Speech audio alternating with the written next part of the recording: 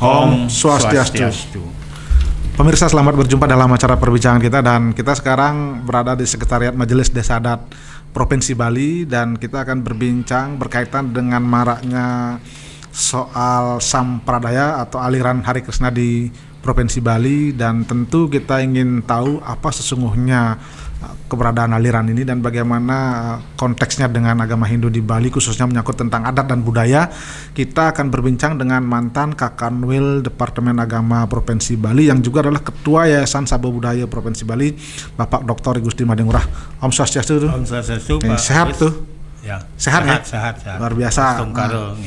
Hari ini kita bicara soal aliran sampradaya, termasuk juga Hari Krishna yang ramai itu.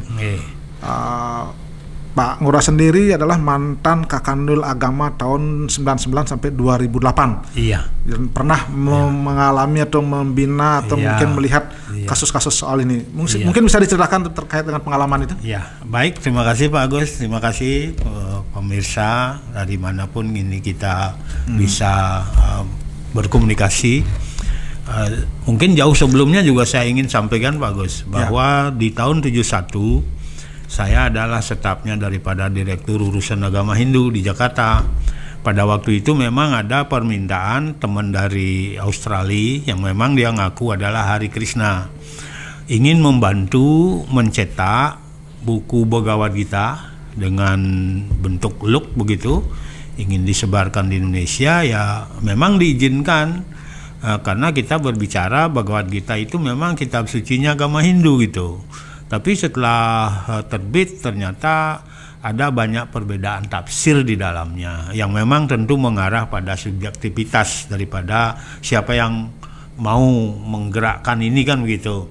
Padahal pada waktu itu sudah ada, kita punya Bhagavad Gita terbitan terjemahan dari Pak Mantra tahun 67, terjemahan dari Yayasan Pitamaha tahun 66, terjemahan dari Pak Panit itu tahun 67 juga, 67 juga. Kemudian berlanjut setelah dipahami seperti itu ada perbedaan, maka ini terus dilaporkan sampai adanya pelarangan untuk mencetak lagi. Namun setelah saya di Jakarta, lalu saya ke Makassar, dipindah menjadi pembimas Hindu dan Buddha. Nah, di situ ada teman-teman yang memang membawa tetap Bhagavad Gita itu dijual, dia sambil menyebarkan Hari Krishna itu. Di situ menjadi agak lucu juga ada kadang-kadang kejadiannya. Pertama misalnya di kelompok teman-teman Buddha, teman-teman India itu ada 10 kakak di sana, teman India, tapi mereka adalah memang ikut Hindu secara umum. Lalu di sana mereka ada yang menyebarkan Hari Krishna. Nah, ada anak kelas 3 SD bertanya, karena dia disuruh baca saja atau sebut saja nama Krishna 1000 kali, kamu akan ketemu Krishna. Setelah dia sebut sampai 1000 kali, dia tidak ketemu Krishna. Nah, sini kan jadi lucu gitu ya. Anak itu bertanya, mana? Akhirnya dialihkan dengan perhatian yang lain. Kemudian di transmigrasi mereka sempat masuk juga, anak-anak kita sudah ada yang terpapar. Satu peristiwanya, anak itu rombongan pergi dengan menyanyikan Hari Krishna, Hari Krishna. Tetapi ada juga anak-anak yang memang tidak paham itu, lalu dia ikut di belakangnya dengan menyebut Hari Malen gitu. Nah, jadi konflik Pak di antara mereka karena memang mereka tidak menyadari. Peristiwa yang lain, ada bapaknya sudah ikut Hari Krishna, anaknya belum tahu apa-apa, dia ikut nyari ikan di sungai. Begitu dia pulang bawa ikan yang sudah mati, bapaknya marahnya bukan main. Dia belain kata ahimsa itu, tetapi dengan menyiksa anaknya sendiri. Jadi untuk membelain ikan, menyiksa anaknya, kan seperti itu jadinya Pak. Nah, kalau Pak Agus lalu bertanya tentang bagaimana pengalaman di Bali, setelah saya juga dari Makassar kembali Jakarta, dari Jakarta saya kembali, pertama saya di Abgah Pak. Di Abgah juga sudah ada ciri-ciri seperti itu juga. Akhirnya saya di Kanwil. Di Kanwil itu yang pertama itu adalah mereka ada kegiatan-kegiatan yang ke daerah-daerah itu dengan seolah-olah memang itu hal yang paling bagus gitu, yang satu-satunya gitu. Dan pernah terjadi misalnya mengadakan lomba Trisandya tetapi caranya, tempatnya dan tidak baik. Saya tegur itu Pak. Kemudian di daerah-daerah juga demikian. Itu maaf, tidak baik itu artinya tidak sesuai dengan budaya tidak kita sesuai selama dengan ketentuannya. Misalnya kalau Trisandya kan untuk puja itu, puja pemujaan mestinya lakukan di pura gitulah, jangan di sembarang tempat. Atau kalau ada tempat tertentu ya kita istilahnya sucikan dulu tempat itu dengan suatu upacara kan begitu. Seperti itu. Jadi pernah seperti itu. Nah kemudian bahkan ada yang menyatakan gini Pak Gus, kalau Pak Ngurah sudah berhenti jadi kanwil maka Bali ini akan berbalik. Gitu. Berbalik akan menjadi Hari Krishna ya, gitu. Seperti tahun itu. Berapa itu waktu itu? Itu tahun 2005 sudah terjadi. Artinya waktu itu Pak Ngurah sangat tegas melarang ya? Oh iya. Kenapa dilarang waktu itu? Bukan melarang, saya mencari salurannya begini. Saya memandangnya dari dua sisi Pak, dari segi organisasinya dan dari segi materi ajarannya. Ya. Kalau dari segi organisasinya itu kan sudah diurusi. Misalnya kalau kita baca Bhagavad Gita yang terjemahan dari Prabhupada, katanya Hari Krishna itu perkumpulan. Nah, jadi soal perkumpulan bagaimana statusnya dalam tatanan organisasi di sini kan kita artinya tahu. Dia tidak termasuk Hindu gitu. Itu dari segi materinya. Sekali-sekali mengatakan saya bukan Hindu, padahal materi yang dipakai bahkan dijadikan kitab suci adalah Bhagavad Gita. Nah, berarti ini bermula dari Bhagavad Gita yang berbeda penafsiran. Bhagavad Gita. Bermula dari sana, lalu menyangkut terus organisasinya kan begitu. Kalau di Bhagavad Gita Pak, kita juga semua harus tahu lah, harus sadar gitu. Bhagavad Gita itu memang betul Pancamaweda. Tapi Pancamaweda bukan hanya Bhagavad Gita, seluruh Weda Semerti itu adalah Bhagavad Gita, adalah Pancamaweda gitu Pak. Jadi bukan hanya Bhagavad Gita. Bukan hanya Bhagavad Gita. Sementara Hari Krishna hanya Bhagavad Gita dipakai. Ya memang Bhagavad Gita, iya. Dan Bhagavad Gita itu isinya memang adalah penjelasannya Krishna ini dalam dialog dengan Arjuna akan perang pada Bhisma Parwa, sedangkan Bhisma Parwa itu kan parwa yang ke-6 daripada 18 parwa itu di dalam Mahabharata. Dan kalau kita urut dari atas, Pancamaweda itu sebenarnya keseluruhan Semerti yang terdiri dari Purana dan Itihasa, kemudian ada namanya Sadwedanga, kemudian ada namanya Dharma Sastra sampai Ayurveda dan seterusnya. Terakhir baru ada Bhagavad Gita ini.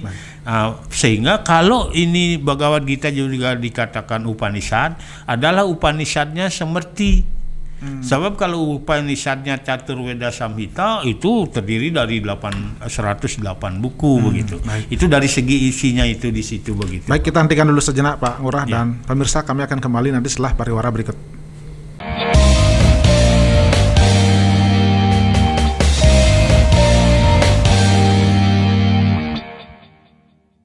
Nah, pemirsa, masih dalam acara perbincangan kita dan berkaitan dengan keberadaan Hari Krishna di Bali khususnya. Tadi Pak Gusti Madeng Ngurah sudah menjelaskan bagaimana kronologis munculnya Hari Krishna bermula dari pencetakan buku yang ada di pusat tahun 71 ya kalau salah ya. Pak Ngurah, kita lanjut ke terkait dengan Hari Krishna ini. Berarti ini bermula dari perbedaan penafsiran Bhagavad Gita ya awalnya, sehingga ada Hari Krishna seperti ini di Bali. Boleh kita katakan gitu dari segi materinya Pak ya. Lalu dari segi organisasinya kan memang mereka membentuk perkumpulan. Dari segi materinya mereka kan menyatakan Bhagavad Gita itu kitab sucinya. Bhagavad Gita disebut dengan Pancamaweda. Betul, memang Hindu juga itulah dia. Kemudian Bhagavad Gita dikatakan Isopanishad atau Upanishad, dia ternyata adalah Upanishadnya Semerti. Kalau Upanishadnya Caturveda Samhita itu ada 108 daripada bukunya. Kemudian Semerti itu sendiri Pak Agus, di dalam kedudukan Weda, isinya adalah tafsir, penjelasan, contoh-contoh kehidupan gitu Pak. Isi-isi daripada Pancamaweda itu ya, jadi Bhagavad Gita juga gitu, isinya adalah tafsir terhadap Catur Weda Samhita untuk menjelaskan bagaimana masyarakat kita bisa memahami kehidupan ini. Oleh karena itu secara keseluruhan kalau kita baca Bhagavad Gita di bab pertama aja sudah jelas sebenarnya. Ini yang harus dipahami. Di bab pertama itu Arjuna itu masih memakai namanya jalan catur marga. Kesadaran Arjuna itu dalam menjalankan catur marga itu kita dituntun dengan catur asrama dharma, ada kewajiban-kewajiban pada masa brahmacari, pada grihasta, pada wanaprastha, pada sannyasin.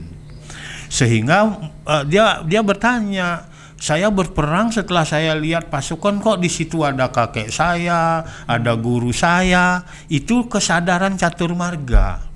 Sekarang Krishna mengarahkan dia ke catur yoga gitu, Pak. Catur yoga. Kalau kita ke catur yoga, tetap kata-kata itu karma yoga, bhakti yoga, jnana yoga, raja yoga gitu. Kalau catur marga, karma marga, bhakti marga, jnana marga. Kalau jnana marga, kalau catur marga berarti masih berhubungan dengan masalah di dunia ini gitu. Sedangkan catur yoga itu langsung mau ke Tuhan.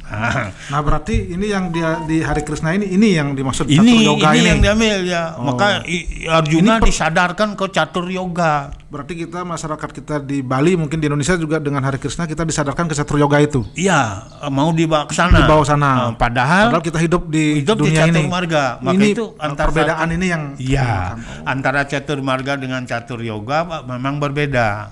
Catur yoga ini menginginkan langsung. Nah, tetapi di dalam ajaran yang namanya catur purusharta kita kan ada tingkatannya. Masa anak masih kecil masih brahmacari udah mau diajak langsung ke jalan ini, itu berarti gitu. Ini yang menyebabkan tokoh-tokoh yang menyebabkan perbedaan ini. Jadi yang mendalami Bhagavad Gita yang saya lihat selama ini di bab pertama ini aja belum dipahami, Pak. Mestinya bab pertama pahami. Arjuna punya kesadaran dia sebagai orang yang menjalankan catur marga.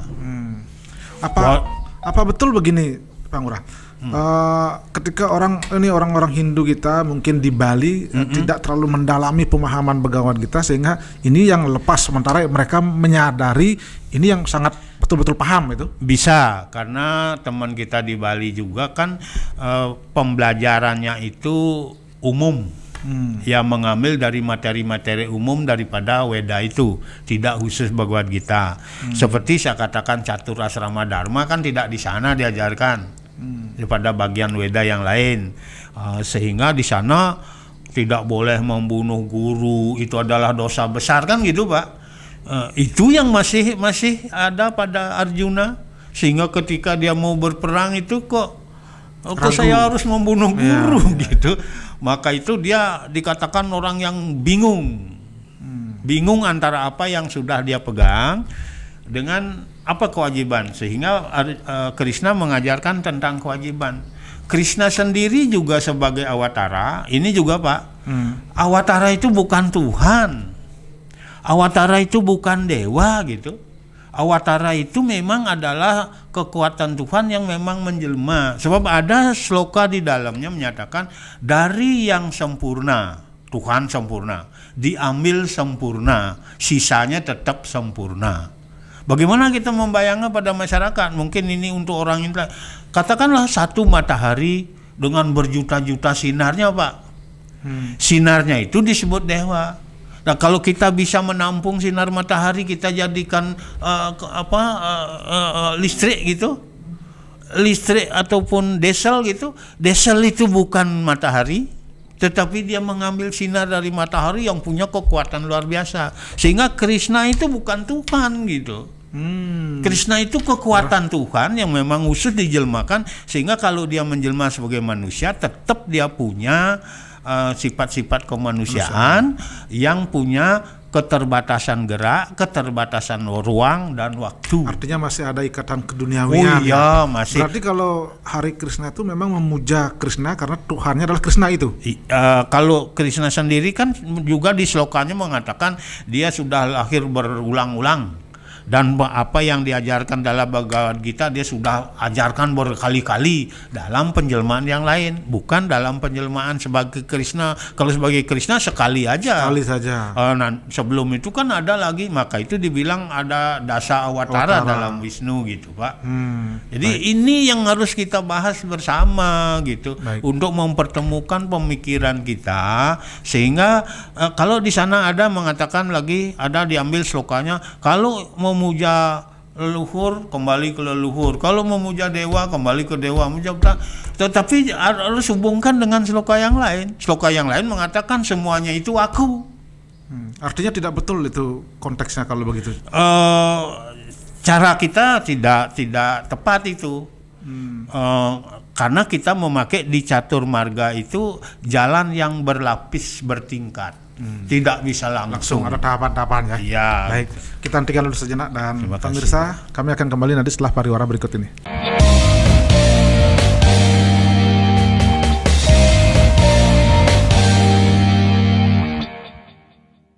Nah, pemirsa, masih dalam acara perbincangan kita berkaitan dengan keberadaan Hari Krishna di Bali dengan mantan Kakanwil Agama Provinsi Bali, Bapak Dr. Gusti Made Ngurah, yang juga adalah Ketua Yayasan Sabda Budaya Provinsi Bali. Pak Ngurah, tadi dikatakan ternyata memang Hari Krishna dan juga umat Hindu kita di Bali perbedaannya adalah dari sisi penafsiran Bhagavad Gita tadi. Dan kita sebetulnya di bawah mungkin masyarakat berpikir mereka ini sebetulnya Hindu tendak. Kan itu jadi persoalan. Karena mungkin ajaran-ajarannya hampir mirip dengan Hindu, tapi sebetulnya kan tradisi yang diajarkan berbeda dengan adat Bali itu. Di mana letak perbedaannya itu kalau kita lihat sekarang?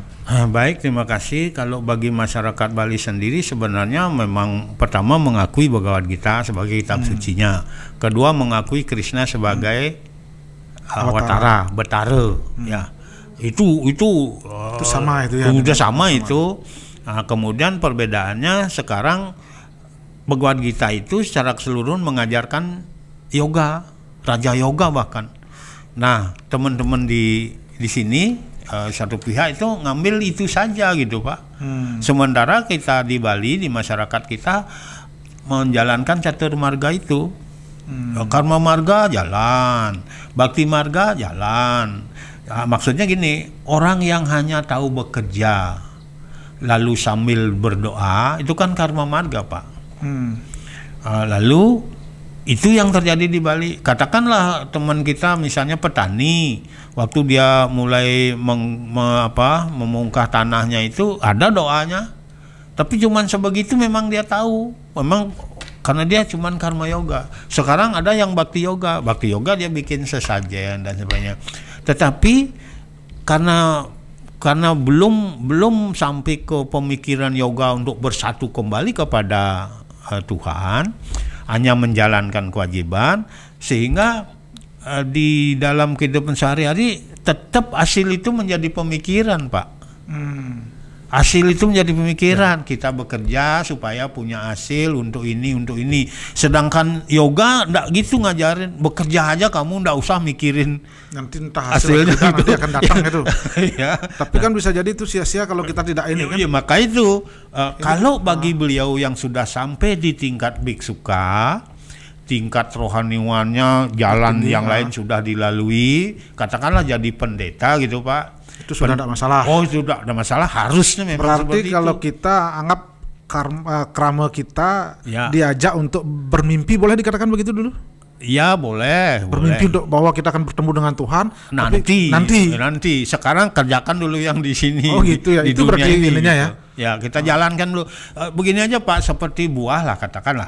Katakanlah buah kelapa gitu. Ya. Buah kelapa yang muda itu kan hanya dia bisa dipakai untuk campur es, itu enak. Ya. Kalau udah tuaan dikit kan untuk pesan gitu ya, Pak. Ini ngobrol aja, Pak ya. Ya. Kalau sudah tua sekali baru bisa dijadikan bibit. Nah, bibitnya itu dia secara alami udah menyiapkan makanannya, Pak. yang namanya tomong itu, Pak. Iya, iya. Jadi selama akarnya belum bisa keluar dari kelapa itu, tomong itu jadi makanan. Oh. Begitu bibitnya muncul nih keluar. Manusia juga begitu. Berarti Jadi ini kalau kita bicara soal Hare Krishna ini sudah sangat jauh sebetulnya di iya, depan sekali. maunya sudah sana. Artinya kita di sini masih belum dengan duniawi itu perbedaannya. Ya, perbedaannya. Apakah secara substansi sama bahwa ini sebetulnya sama bahwa kita Hindu, tapi hanya caranya mencapai berbeda? Caranya berbeda, betul. Jadi memang itulah saya bilang tadi, Krishna mengajarkan catur yoga. Demi untuk menyelesaikan perang Bratayuda itu.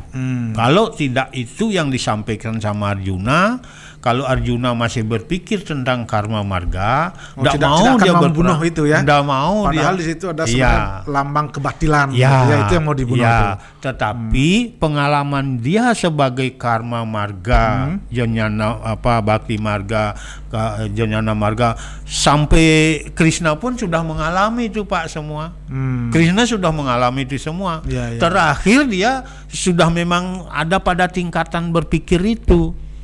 Arjuna awalnya belum sampai, lalu diajarkan sampailah pada tingkatan itu. Nah, ketika kita refleksikan dalam kondisi kekinian, apakah kita boleh dikatakan sering mempertentangkan itu karena budaya kita berbeda? Ini ada yang ke Indiaan, ada yang ke Bali-Balian. Itu mungkin yang menyebabkan kita sering berbeda pemahaman. Itu di dalam praktek kehidupan daripada teman-teman. Yang pertama makanya saya bilang mestinya ayo kita pahami benar dong Bhagavad Gita ini, ya, supaya kita tidak saling menyalahkan, hanya berbeda tafsir. Karena pada waktu saja di Kanwil juga ada keputusan Menteri Agama bersama Menteri Dalam Negeri 79 itu, ada larangan, Pak, untuk menyampaikan ajaran keyakinan pada orang yang sudah punya keyakinan. Artinya tidak boleh memaksakan. Tidak boleh memaksakan itu. Padahal sebetulnya kan di KTP itu kan mereka juga Hindu. Kita juga Hindu kan itu. Betul, tetapi punya paham yang berbeda. Oh, ini sekte-sekte semacam itu ya. Itu maka itu harus dipertemukan, dicari jalan keluarnya, persamaannya di mana, perbedaannya di mana. Tapi perbedaan itu menyebabkan apa? Kalau catur marga itu memberikan ruang kepada orang supaya dia hidup sesuai tingkat hidupnya. Masa Brahmacari kalau memang dia nakal, Krishna nakal loh, Pak, waktu kecil, gitu. Waktu Grihasta berkeluarga itu sudah mengalami masa-masa itu, sudah dialami. Wajar dia kalau dia sudah tingkat catur. Nah, sekarang kalau anak-anak sudah langsung kita berikan ajaran Raja Yoga gimana, Pak? Kan kita namanya fondasi ekonominya belum kuat, belum, pengalaman belum ada. Ini yang membuat masyarakat kita jadi apa jadinya, Pak? Masih kecil belum. Wah, kalau seperti buah kelapa tadi saya bilang baru bisa dicampur untuk es saja. Kalau Pak Ngurah sendiri melihat dengan masifnya pergerakan atau mungkin menyebarkan seperti itu, bagaimana pandangan? Kalau dia membawa satu menjadi sumber konflik, jelas tidak benar gitulah. Kalau memang dia menuntun masyarakat, ya, masyarakat Indonesia ini loh, Pak, masih banyak memerlukan tuntunan. Kalau mau menuntun, jangan dong di Bali yang sudah dia punya tatanan seperti itu kan gitu, Pak. Di Selayar, Pak, Sulawesi Selatan, itu sebuah pulau. Dulu waktu zaman saya di sana ada 3.000 mereka menyatakan Hindu. Padahal mereka belum tahu apa itu Hindu gitu, Pak. Nah ini silakan bina. Walaupun sebetulnya mereka Hindu juga sebetulnya kan? Sebetulnya Hindu, cuman karena putus hubungan sejarah kita tidak berlanjut pembinaan mereka. Ya ini harus dibangkitkan. Begitu juga Toraja. Artinya jangan tradisi yang sudah ada di Bali dengan Hindu yang ada dan budayanya itu dipaksakan untuk merubah. Itu yang menyebabkan konflik. Itu sumber itu. Sumbernya baru sumber itu, Pak. Berarti kalau Pak Ngurah melihat selama ini memang itu yang jadi pokok persoalan di Bali. Itu sehingga apa? Yang ngikutin ini akhirnya kan di media itu menjadi ini, Pak, perdebatan yang tidak ada ujung pangkalnya gitu. Artinya apa? Ini merasa paling ini. Bahkan ada yang mengatakan ya silakan Bali seperti itu, tinggal tunggu nama saja gitu. Ada juga sih Pak Made Yanti. Ya. Dia menyatakan apa? Menyatakan dirjen kami sudah Hari Krishna. Parisade juga dosen-dosen IHD juga ada. Itu kan yang begitu itu yang tidak kena gitu Pak. Berarti itu yang membuat konflik sebetulnya. Yang membuat konflik dan seolah-olah dia di luar kan gitu ya. Kalau memang kita padahal sesungguhnya ini kita satu ya, Hindu ya.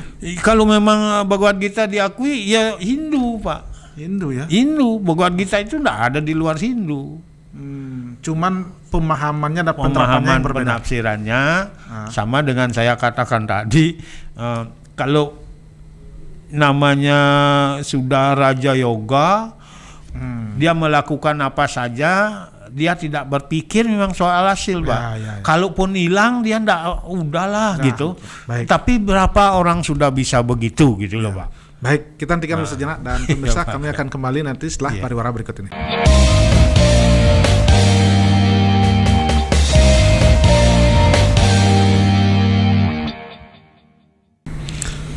Dan pemirsa masih dalam acara perbincangan kita berkaitan dengan keberadaan Hari Krishna di Bali dan juga di Indonesia. Tadi sudah sangat jelas dikatakan memang sebetulnya kita sama-sama secara substansi sama Hindu, cuman memang penerapan dan pelaksananya di lapangan yang mungkin agak sedikit berbeda. Tadi Pak Ngurah mengatakan kalau memang mau menerapkan itu, menyalurkan ajaran boleh dikatakan intisari dari Bhagavad Gita, janganlah dipaksakan di Bali seperti itu, karena di Bali sudah ada tradisi dan budaya yang ada. Sementara di daerah-daerah lain perlu dikembangkan karena minimnya pembinaan. Kalau kita boleh dikatakan melihat keluar Bali, memang banyak nggak yang penganut Hari Krishna itu? Kalau di luar Bali Pak, yang selama ini juga yang disasar itu teman-teman yang memang sudah punya tatanan juga, katakanlah di transmigrasi gitu. Tapi kalau untuk daerah-daerah yang memang beliau dulu putus hubungan, artinya dia memang pernah Hindu ya, zaman-zaman tapi karena putus hubungan, ada pembinaan, mereka tercerai berai, itu justru belum Pak, belum masuk, belum tersentuh ya, belum tersentuh. Katakanlah di KE, di Maluku Tenggara, kemudian di Toraja sendiri, di Palangkaraya sendiri. Tetapi kalau nanti caranya nanti salah, seperti saya katakan tadi, masih kecil orang sudah diajak ke catur yoga, tentu tidak akan diterima Pak. Jadi kita mestinya untuk tingkatan yang dari Brahmacari sampai dengan Grihastha, ajarilah dia tentang tata kehidupan yang terkait dengan tingkat hidupnya. Nanti kalau dia sudah jadi biksuka, jadi rohaniwan, nah di situ Pak didalami, karena terakhir di Bhagavad Gita dikatakan itu memang untuk kelepasan Pak, untuk kelepasan jiwa. Jadi Arjuna diajari sama Krishna. Krishna juga mengambil ajaran dari yoga, bukan dari dia, itu ya memang yoga, tapi kalau katakan dari dia karena dia mengatakan bahwa saya sudah ajarkan berulang-ulang dalam kelahiran saya yang berulang-ulang. Sementara manusia sendiri kita tidak tahu sudah berulang atau belum ya. Berulang memang. Sekali aja. Ya seperti itu Pak. Lalu itu adalah untuk kelepasan. Kalau ada orang sudah bisa berpikir, misalnya dia melakukan satu pekerjaan, hanya melakukan kewajiban itu, tidak memikirkan hasil. Artinya dia sudah secara mapan, secara ekonomi, mapan semua itu keluarganya, bagus itu. Silahkan itu. Kalau dia kehilangan misalnya, dia tidak mikir, bagus. Tapi berapa yang begitu? Kalau selama ini ada nggak pengalaman orang yang sudah masuk Hare Krishna, kemudian dia karena ingin mencari dan menemukan betaranya Krishna itu, akhirnya dia gagal dan kembali ke ini? Saya dengar begini, itu yang Pak Dharma Yasa sendiri ya, dulu kan dia gencar sekali menyebarkan Krishna di Sulawesi Selatan ketika saya jadi pembimas. Malah saya ingin ya kasarnya menangkap begitu. Artinya karena dia mengganggu. Tapi kemudian dia kok ikut yang lain, Artinya sudah tidak lagi sekarang di situ ya. Nah makanya saya yang persisnya kan tidak tahu, tapi kelihatannya sudah seperti itu gitu. Kemudian saya juga pernah punya bimbingan mahasiswa kuliah di HIADN. Dia seorang Hari Krishna dari Nusa Penida. Waktu saya bimbing, saya tanya, kamu tahu posisi Bhagavad Gita, kamu tahu alur-alur Weda ini? Ternyata nggak tahu, Pak. Oh, dia ikut-ikut karena apa? Ikut-ikutan atau cuma ngikut gitu. Begitu diajarkan bagaimana yang mengajarkan ya dia ikut gitu. Nah, kalau begitu tuh caranya melihat bahwa dia Hare Krishna itu apa, dari sisi pakaian, dari sisi baju atau apa sebetulnya? Nah, tadinya dari sisi pakaian bisa. Pakaiannya berbeda tuh. Berbeda dulu. Agak ke Indian itu. Dulu kan digundul, Pak. Gundul begitu. ada kuncirnya. Kalau di Bali niko anak marut telung bulan tuh sambutan yang gundul tuh kan sisang niki karena niki siwa duara namanya, keluar masuknya siwa. Oh, di Hindu Bali ada sebetulnya itu. Oh, ada siwa masih duara. Kecil waktu itu. Iya, siwa duara. Makanya pabannya masih kebut-kebut harus dilindungi itu dengan orangnya cara sinduk tidurnya gitu. Ya seperti itu, Pak. Kemudian dari pakaiannya sekarang susah juga, lebih susah lagi. Yang gundul juga sudah jarang. Oh, artinya sudah tidak lagi menunjukkan dengan cara itu. Ya, sekarang kebanyakan berpakaiannya adat Bali. Ini juga menyebabkan teman-teman itu menjadi apa ya? Artinya mungkin ada percampuran antara tradisi India dengan tradisi Hindu, mungkin bajunya agak ini. Sebenarnya kalau akulturasi budaya dari dulu juga sudah ada.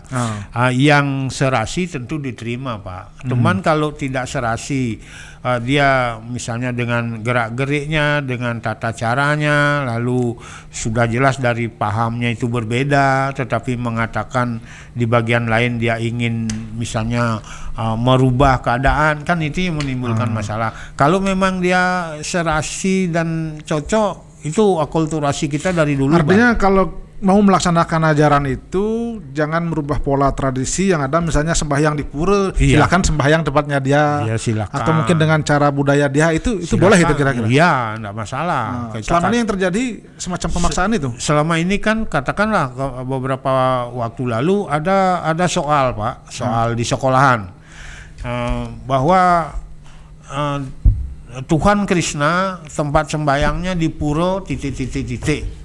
Itu kan sudah jelas campuran yang tidak jelas. Sebetulnya tidak di situ ya. Tidak di situ masalahnya gitu.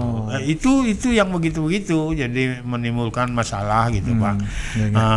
Maka itu harus kembali lagi, Pak. Berarti ini siapa yang perlu kita ajak berdiskusi, ajak memikirkan ini, karena ini kan sudah masuk ke tataran elit seperti ini. Betul. Maka itu kan tadi saya bilang dari segi organisasi ini tatarannya bisa pemerintah kalau memang tidak ditangani oleh Parisade. Tapi kalau memang Parisade bisa menangani dari segi organisasinya, tapi jawaban Parisade pusat kan kita tahu kemarin dia sudah didaftar di Departemen Agama, di Parisade, di Menkumham. Artinya harus diayomi. Tapi dari tatanan aturan organisasi kan ada juga, Pak. Ada konklusinya kan, apabila kan gitu, Pak. Apabila di kemudian hari ternyata melenceng dari itu kan boleh aja kan gitu kan, Pak. Nah, kalau Pangurahan sendiri melihat melenceng nggak sekarang ini?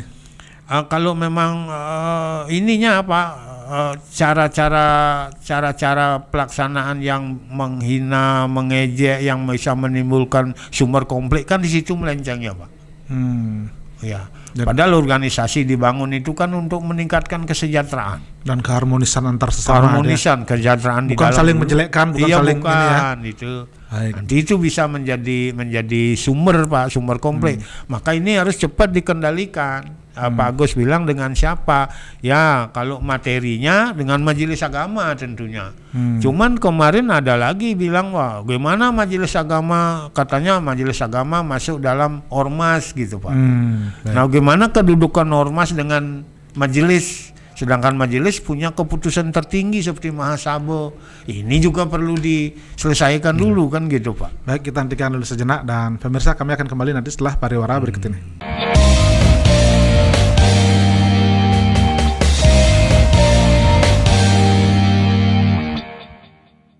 Dan pemirsa, masih dalam acara perbincangan kita berkaitan dengan keberadaan Hare Krishna, dan saya lanjut ke Pak Ngurah selaku Mentang Kanwil Agama. Nah, sekarang apa upaya-upaya yang harus kita lakukan ya agar ini tidak menjadi konflik terus? Kita berdebat bahwa ini semuanya memang secara substansi ini adalah Hindu, hanya berbeda penafsiran dari Bhagavad Gita itu, khususnya mungkin di Bali. Ya, mestinya pertama itu diadakan dialog, Pak, dialog antar lembaga.